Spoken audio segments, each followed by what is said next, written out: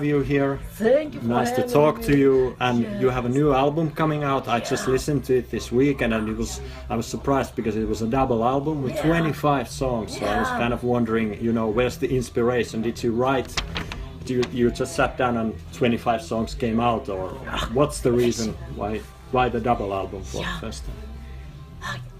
We did a couple of songs before, and there was a video, "Love's Gone to Hell," was a mid-tempo song. Yeah.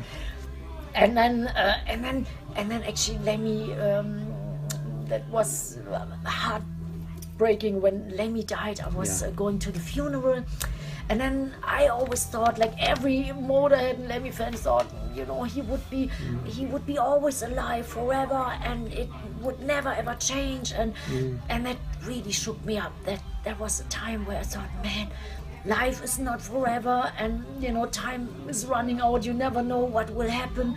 So I definitely felt it was like kind of a wake-up call.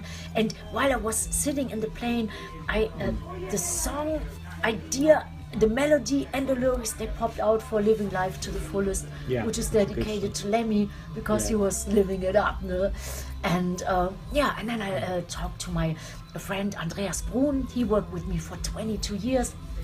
He recorded the last duet, "It Still Hurts." Lemmy's vocal we recorded in LA, but he mixed it. And Andreas is a cool guy, very sensitive. And I said, well, I want to record it right away. And then we recorded it, and then we recorded another song, and then I said, well, I have another idea, and and then it was, that was went on. actually 2.5 years ago. That was like the time when we started, like really like serious songwriting and stuff, and I still was on tour and doing festivals, but I always went back to Hamburg or in New Jersey. We recorded some songs in another studio, Rock City Studio. That was where we recorded the whole band stuff with my band. And a dog, there was a little French bulldog, a little puppy, and I was so happy that he was there. He was giving us all good energy. Wild, he bit me a couple of times. I was Really? bleeding, but oh, that's so metal. So and Bark at the moon. yeah. But it was for 2.5 years, concentrating on the record, and just writing, and I had so much fun writing so many songs. It was just not, I felt no pressure. I just did it, and then we had about 35, 40 songs, and I thought, oh man, shit, and I have to get rid of like. So you had twice as many as Yeah. on the album almost. Yeah, Okay. and then, but at first it was just planned, one record with 12 songs, and I thought, oh my god, and I have to throw them all away. And then I talked to the record company. I said, I would like to do a double record. I think about it, and I said, no, in this day and age, it's not common anymore, and then I thought, oh shit. So I was already weeding out my favorite songs, and I thought, oh, some special songs, they will probably not make it. And then I got a phone call a couple of months ago, and I said, okay, do it, go for it. And I thought, Okay. and then I thought, oh god, and I had to deliver the record. That was still the same date. It was like 25th of April, and I thought, oh god, now I have to finish all the songs which I started, but when I knew we wouldn't do a double record, I didn't finish them all. So, and then, we started to finish and mix and record, and it was like not 24 hours, but almost 24 hours every day. And then I chose the ones which I thought were the most meaningful or the coolest, or I had the most energy, or the saddest songs, like a song like "Lost in the Ozone," which is a Motorhead cover. Yeah, I was gonna ask you Man, I about think that. nobody wrote more sad lyrics than Lemmy.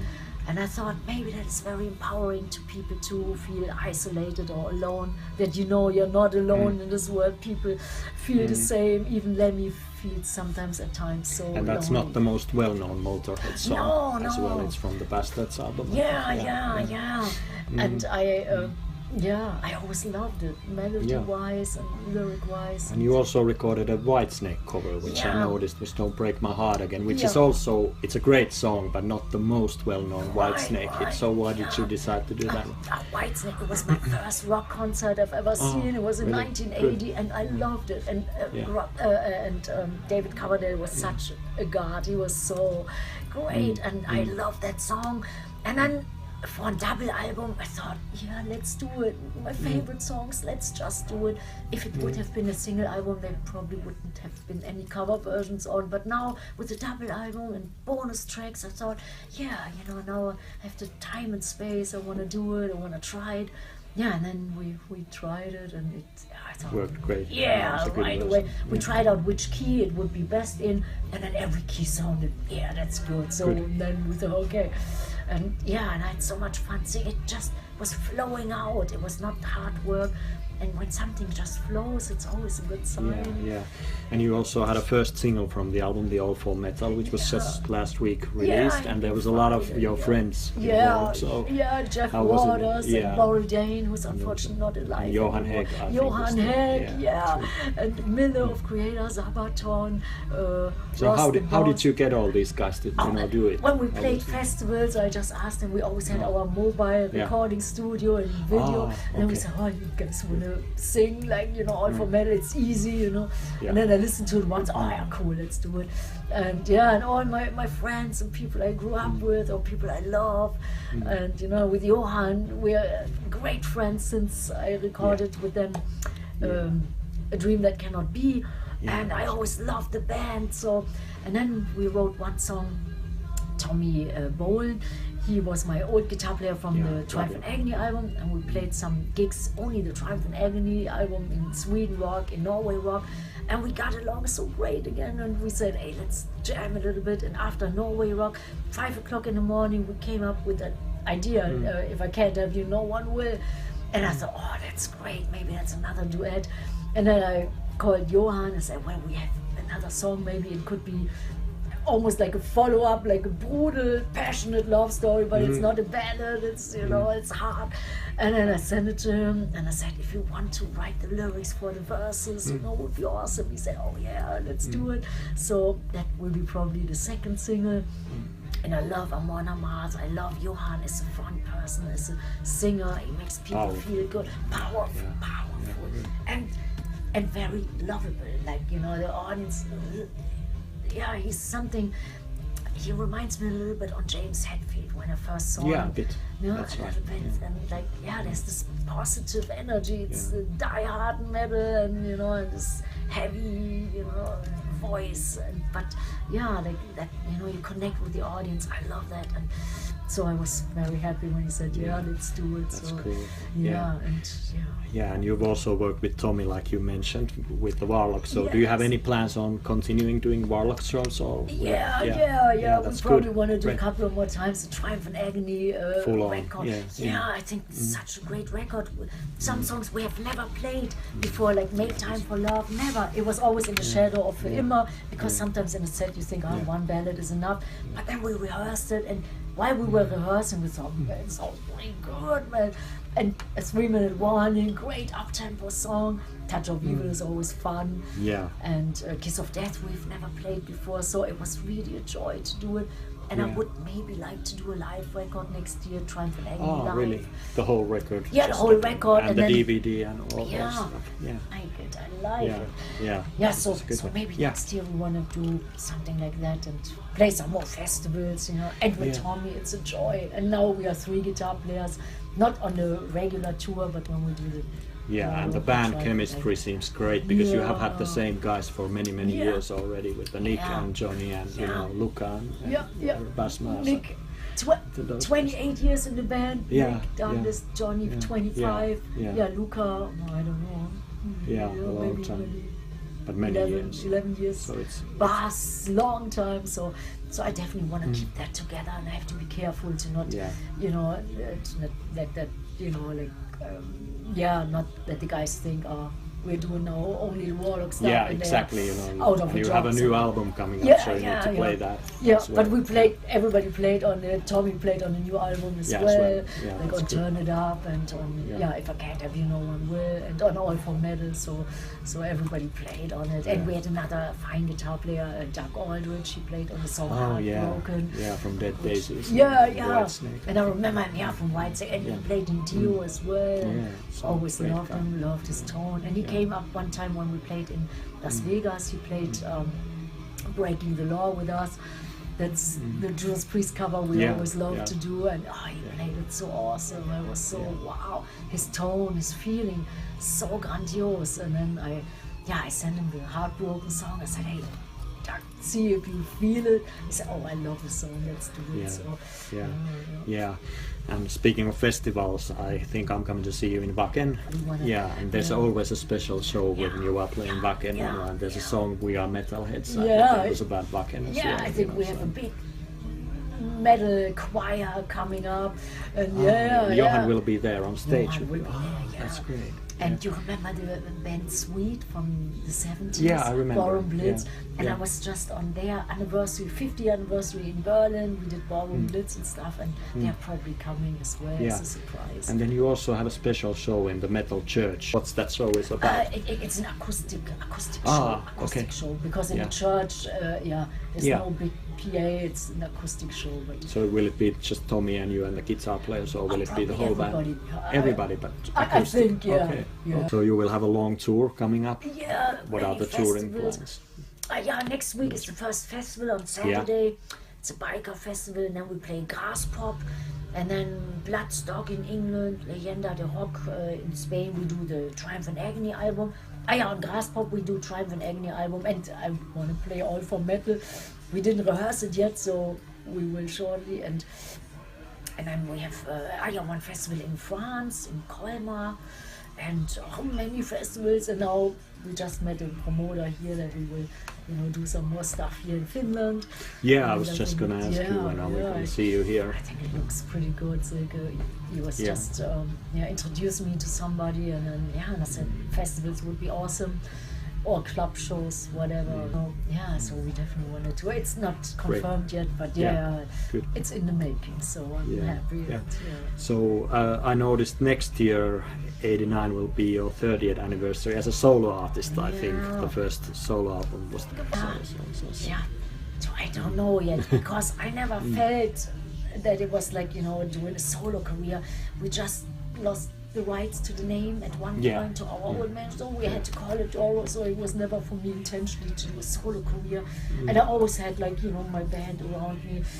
There were some lineup changes, yes, but it was never intended a solo career. So to me, Warlock and Doro was always one, but at some point we couldn't use that name anymore, and now it's okay again. So that's the reason why we could even celebrate the Triumph and Agony. I still call it Doro of Warlock, or for that I would never ever get even close to getting in trouble. But but for '89 I don't know yet. I would like to do a Triumph and Agony live album. And of course non-stop touring behind this album, since it's 25 songs, so many songs to play, so many. How do you keep your voice in shape with such a long tour and set? What do you do with your voice? Actually, it's always there when I see the fans. Always. I'm always sick as a dog, always on each tour, but when I see the fans, it just opens up. Is good.